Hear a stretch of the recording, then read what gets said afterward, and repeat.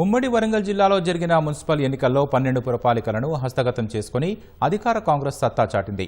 ఉత్కంఠ నెలకొన్న Thorrur జనగామల్లో lucky డ్రాతో chairman పీఠాలను కైవసం చేసుకుంది. ఉమ్మడి జిల్లా వ్యాప్తంగా క్లీన్ స్వీప్ చేయడంతో ఆ పార్టీ నేతలు సంబరాల మునిగిపోయారు. ఉమ్మడి వరంగల్ జిల్లాలో జరిగిన మున్సిపల్ ఎన్నికలు అధికార పక్షానికి అంతులేని ఆనందాన్ని మిగిల్చాయి.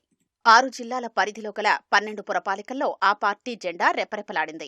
ఈ నెల 13న వెల్లడైన ఫలితాల్లో ములుగు, భూపాలపల్లి, నర్సంపేట, మరిపేడ, పరకాల, స్టేషన్ ఘన్పూర్, డోర్నకల్లో మెజారిటీ స్థానాల్ని దక్కించుకుని 7 చోట్ల చైర్మన్ పీఠాల్ని గెలుచుకుంది.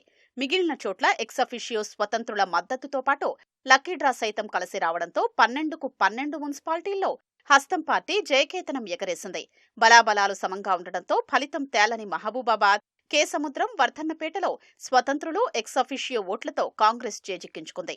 ఇక ఘర్షణలు, ఉద్రిక్త వాతావరణంతో మంగళవారానికి వాయిదా పడిన తొర్రూరు జనగామల్లో లక్కీ డ్రా ద్వారా అదృష్టం వరించింది.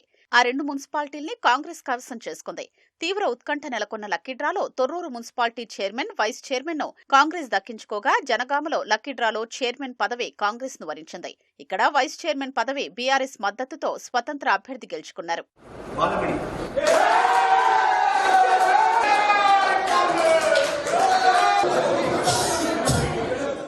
తొర్రూరు మున్సిపల్ చైర్మన్, వైస్ చైర్మన్లను రెండింటినీ డ్రాలో కాంగ్రెస్ పార్టీ గెలుచుకోవడంపై పాలకుర్తి ఎమ్మెల్యే యశస్విని రెడ్డి హర్షం వ్యక్తం చేశారు.